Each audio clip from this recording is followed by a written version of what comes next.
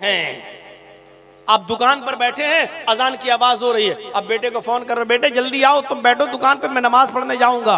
अब जब तक बेटा आ रहा है तब तक आप दुकान पे बैठ के शॉपिंग कर रहे हैं, और जब बेटा आया अब आप नमाज पढ़ने के लिए जा रहे हैं। मेरे भाइयों, जब नमाज पढ़ने के लिए मस्जिद में पहुंचे तो जमात हो चुकी है, जबकि उसूल ये था कि दुकान बंद करते, बेटे से भी कहते कि चलो नमाज पढ़ने, बाप भी पढ़ता और बेटा भी पढ़ता। मेरे भाइयों, दोनों को नमाज पढ़ना था। ये मस्जिद बन रही है इसलिए नमाज का टॉपिक उसी पर चिस्पा कर लीजिएगा, क्योंकि मस्जिद बनती ही इसलिए है कि उसमें इबादत हो, नमाज पढ़ी जाए। मस्जिद बना ली लेकिन नमाजियों से खाली रहे तो कोई फायदा नहीं। मेरे भाइयों, जरा तसव्वुर कीजिएगा, फ़इन्न मन तरका सलातन मक्तूबतन मुतअम्मिदन, अगर फर्ज नमाज को कसदन जानबूझकर छोड़ दिया, बरियत मिन्हु ज़िम्मतुल्लाह, तो अल्लाह की जिम्मेदारी खत्म हो जाती है। मर जहां मरना है, किसी भी हाल में तू रहे, अब अल्लाह की भी कोई जिम्मेदारी नहीं। फ़क़द बरियत मिन्हु ज़िम्मतुल्लाह, अल्लाह की भी जिम्मेदारी खत्म हो जाती है। एक जगह अल्लाह ताला ने कुरान में फरमाया, वमन अअरज़ अन ज़िक्री फ़इन्न लहू मईशतन ज़न्का, मेरे जिक्र से एराज करोगे तो फ़इन्न लहू मईशतन ज़न्का, हम तुम्हारी रोजी को तंग कर देंगे, तुम्हारी रोजी को बंद नहीं कहा, तंग कर देंगे। आज बताइए, ये मसला है हमारे आपके सामने के नहीं। मौलाना साहब, बहुत पैसा कमाता हूं लेकिन रुकता नहीं है, बरकत नहीं होती है। मैं घर पे आता हूं, 1000-2000 रुपए रोज कमाता हूं, लेकिन उससे ज्यादा खर्चे हो जाते हैं, कभी कोई बीमार कभी कोई। मेरे भाइयों, कितने लोग ऐसे हैं हमें मिल चुके हैं जो कहते हैं कि मौलाना एक महीने में हम 50-50 लाख रुपए कमाते हैं लेकिन बरकत नहीं है। गौर करें, वो ऐसा तो नहीं कि वो नमाजें तर्क करते हैं, क्योंकि जिक्र से मुराद यहां नमाज है। और अल्लाह ने कहा, मन आरज़ा अन ज़िक्री, जिसने मेरे जिक्र से एराज किया, फ़इन्न लहू मईशतन ज़न्का, हम उसकी रोजी को तंग कर देंगे, हम उसकी रोजी को टाइट कर देंगे। वो कमाएगा लेकिन बचेगा नहीं, वो कमाएगा लेकिन उससे ज्यादा उसके अपने घर के बच्चे और बीवी की बीमारी में खर्च कर देगा।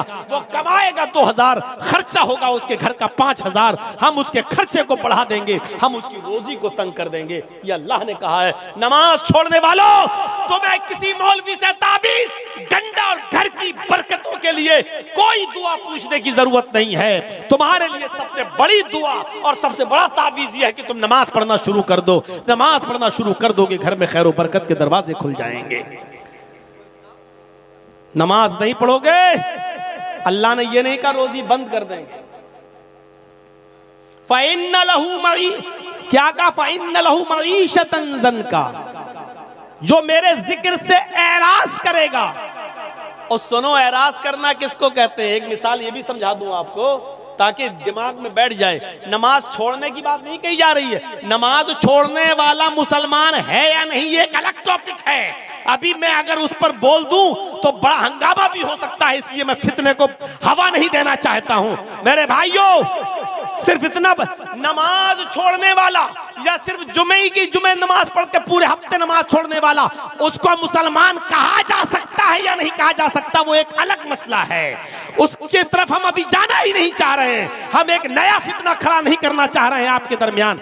लेकिन इतना बता दूं आपको, यहां नमाज छोड़ने वाले को नहीं कहा जा रहा है, मन अअरज़ अन ज़िक्री कहा जा रहा, जो नमाज से एराज करेगा, यानी पढ़ेगा तो लेकिन टाइम पे टाइम। एराज करना किसको कहते हैं? बच्चा रो रहा है, बच्चा रो रहा है और भूखा है, और माँ टीवी देख के सीरियल देख रही है। अब टीवी तो कहाँ बहुत ज्यादा, अब तो वो है मोबाइल में ड्रामा देख रही है, सीरियल देख रही है माँ उसकी। बच्चा रो रहा है, माँ जानती है कि बच्चा भूखा है, माँ जानती है कि बच्चा दूध मांग रहा है, रो रहा है, लेकिन माँ कह रही रुक जाओ, अभी इसको दूध पादे पिलाती हूँ, पहले ये ड्रामा देख लूँ, आखिरी शॉट रह गया है एपिसोड का, ये देख लूँ मैं, और 10 मिनट उसी में लगा देती है। तो क्या कहा जाता है? माँ अपने बच्चे से एराज कर रही है। अब जब 10 मिनट पूरा हो गया, ड्रामा खत्म हो गया, नाटक खत्म हो गया, अब माँ गई बच्चे को उठाया और उसने अपने पिस्तान से लगाया, दूध पिलाया। माँ ने दूध तो पिलाया है लेकिन फिर भी बच्चे से रूगर्दानी की है। उसको जब बच्चे को दूध पिलाना था तब नहीं पिलाया, उसने नाटक जब तक पूरा नहीं देख लिया तब तक उसने बच्चे को दूध नहीं पिलाया। तो क्या कहा जाएगा? माँ ने एराज किया बच्चे से, माँ ने रूगर्दानी की बच्चे से, माँ ने बच्चे से मुंह फेरा, यानी नाटक में इतनी मुनहमिक हो गई कि बच्चे को भूल गई, हालांकि दूध पिलाया।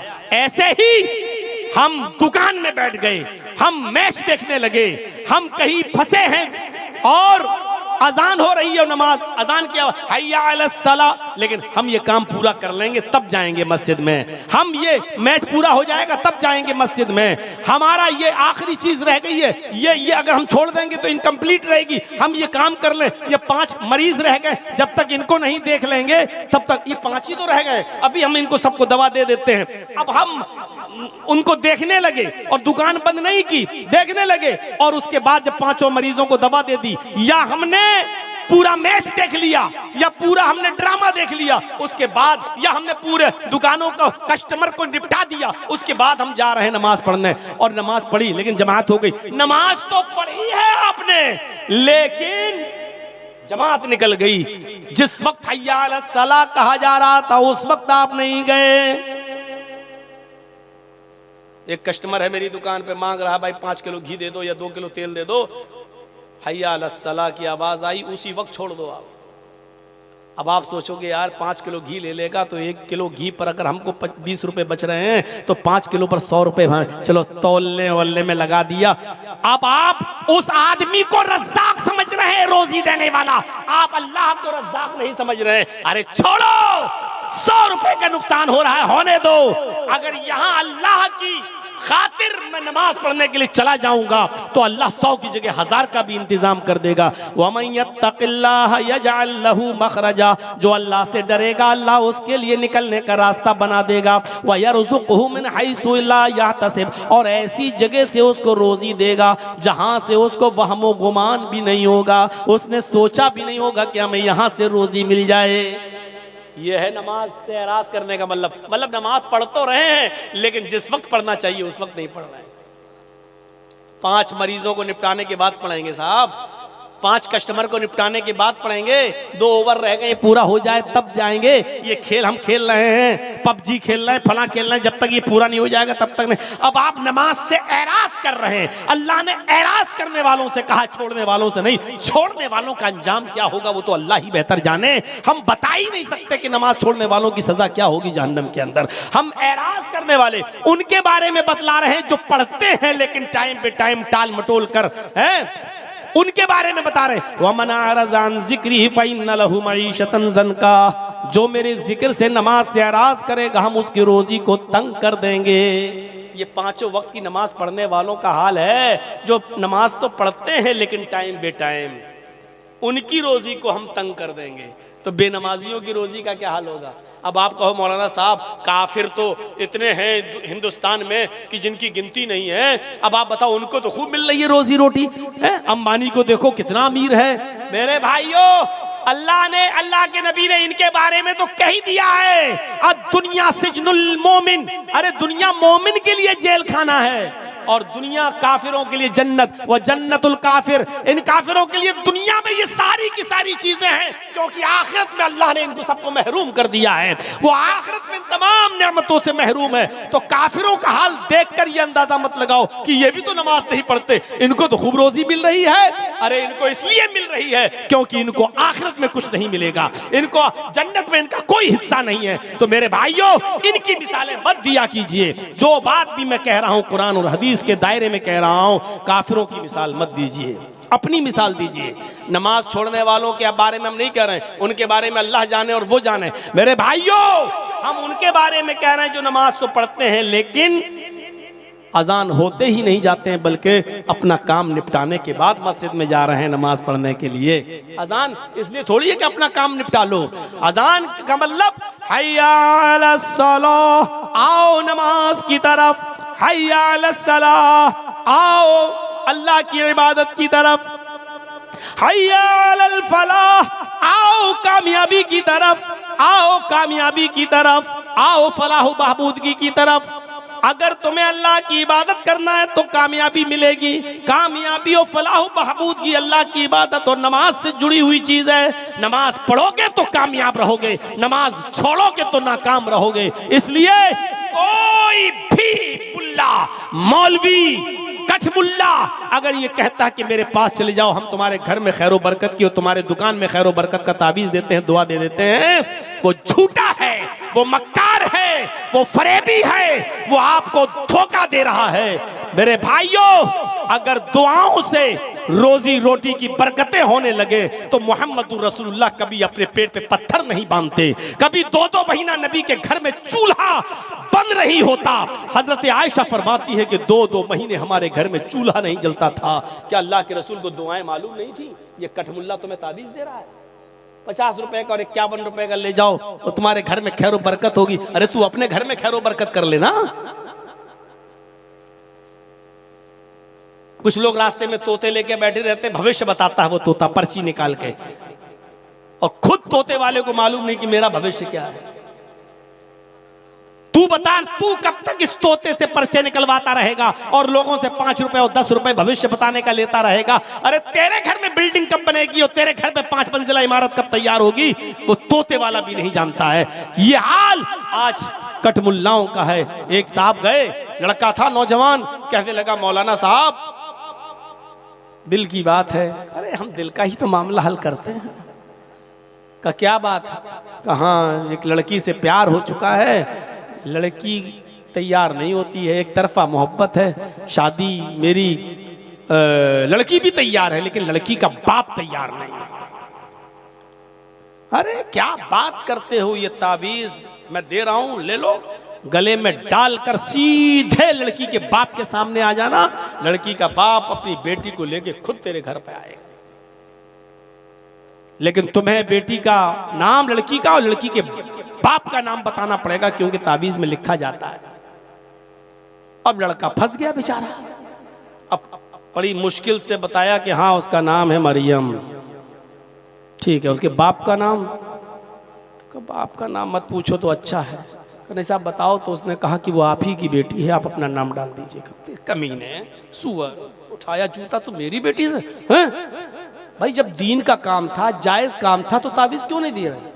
और जब अपना नाम सुना कि मेरी बेटी से ये प्यार कर रहा, तो तू जूता चप्पल उठा रहा है। इसका मतलब जो चीज तू अपने लिए पसंद नहीं कर रहा है, फिर दूसरों की बहन बेटी के लिए कैसे तू ताबीज दे रहा है? कहां की शरीयत है ये? कहां का मामला है? ऐसे पाखंडियों से होशियार रहना। घर की खैरो बरकत चाहते हो तो 5 वक्त की नमाज पढ़ोगे, और नमाज पढ़ोगे तो उसमें अपने आप ये दुआ मांगोगे। जब एक सजदा करके उठोगे ना, सुभान रब्बियल आला, सुभान रब्बियल आला, सुभान रब्बियल आला, अल्लाहु अकबर। अब आप बैठे हो, दूसरा सजदा करोगे, दूसरे सजदे से पहले बैठकर क्या दुआ पढ़नी पड़ती है? 2 मरतबा पढ़िए, रब्बिग़फिरली, रब्बिग़फिरली। बहुत आसान है। और एक और दुआ आती है, वो दुआ भी बहुत से लोग पढ़ते हैं, अल्लाहुम्मा ग़फ़िरली वरहमनी वहदनी वआफ़िनी वरज़ुक़नी। क्या दुआ है? अल्लाहुम्मा ग़फ़िरली, अल्लाह मेरी मग़फ़िरत फरमा, वरहमनी मेरे ऊपर रहम फरमा, वहदनी मुझे हिदायत दे, वहदनी मुझे हिदायत दे, वआफ़िनी और मुझे सेहत व आफ़ियत नवाज, वरज़ुक़नी और मुझे रिज़्क़ हलाल अता फरमा।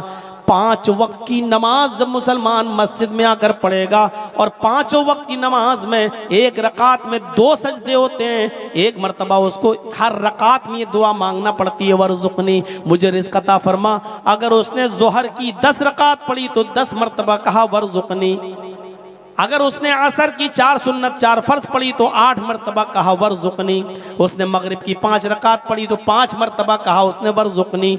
ईशा की कम से कम उसने 7 रकातें पढ़ी, 4 फर्ज 2 सुन्नत 1 वितर, तो 7 मरतबा उसने कहा वरज़ुक़नी। मेरे भाइयों गौर करो कि एक दिन में कितनी मरतबा वो अल्लाह से कह रहा है कि अल्लाह मुझे रिज़्क़ अता फरमा, अल्लाह मुझे बरकत वाला रिज़्क़ दे, अल्लाह मेरी रोजी रोटी में इजाफा दे, यानी अल्लाह मेरे कारोबार में बरकत अता फरमा। नमाज पढ़ोगे तो मिलेगी जाएगी ये बरकत। तो ये तीसरी चीज थी, वला ततरुकन्ना सलातन मक्तूबतन मुतअम्मिदन फइन्न मन तरका सलातन मक्तूबतन मुतअम्मिदन फक़द बरियत मिन्हु ज़िम्मतुल्लाह। जो शख्स फर्ज नमाज को कसदन जानबूझकर छोड़ देता है, फक़द बरियत मिन्हु ज़िम्मतुल्लाह, तो अल्लाह की कोई जिम्मेदारी उसके ऊपर नहीं रहती है। नहीं मर्रा मरे, कटता कटे। तो ये तीन चीजें मेरी आपके सामने। अब हर मुसलमान गौर करे कि वो शिर्क से कितना बचता है, माँ बाप का कितना बड़ा फरमा बरदार है और नमाजों का कितना बड़ा पाबंद है। क्या इस्लाम के अंदर वो पूरे के पूरे दाखिल है या नहीं है? आइए जरा लगे हाथ चौथी चीज की तरफ भी इशारा कर देता हूं, और चौथी चीज भी बड़ी हसास चीज है, हमारे मुआशरे में नासूर की तरह फैली हुई है। अल्लाह के नबी सल्लल्लाहु अलैहि वसल्लम फरमाते हैं, ऐ माज चौथी चीज पर गौर करो, वला तशरबन्न खमरन फइन्नहु रासु कुल्ल फाहिशतिन। ऐ माज कभी भी किसी भी हाल में शराब मत पीना, इसलिए कि वो हर बुराई की जड़ है। हमारा नौजवान तबका गौर करे कि वो कितनी शराब पी रहा कि नहीं पी रहा है। और मेरे भाइयों माफ करना, बहुत ही मौजरत के साथ, हम शराब सिर्फ पीने वाली चीज ही को नहीं समझते हैं। शराब सिर्फ पीने वाली चीज ही नहीं होती है, हम हर नशे वाली चीज को उसमें शामिल समझते हैं। इसमें बीड़ी हो, सिगरेट हो, पान हो, गुटखा हो, तंबाकू हो, खैनी हो, हर इस चीज को मैं इसी चीज में शामिल मानता हूँ। इसलिए अल्लाह के नबी सल्लल्लाहु अलैहि वसल्लम ने इन तमाम चीजों के इस्तेमाल को हराम करार दिया है। अकरू मकरू ये दूसरे लोगों में होगा, हमारे यहाँ मकरू कोई चीज़ ही नहीं है। मेरे भाई जो इस्लाम में दो ही चीज़ें हैं, या तो हलाल है या हराम। अगर कोई चीज़ मकरू है तो इसका मतलब ये है कि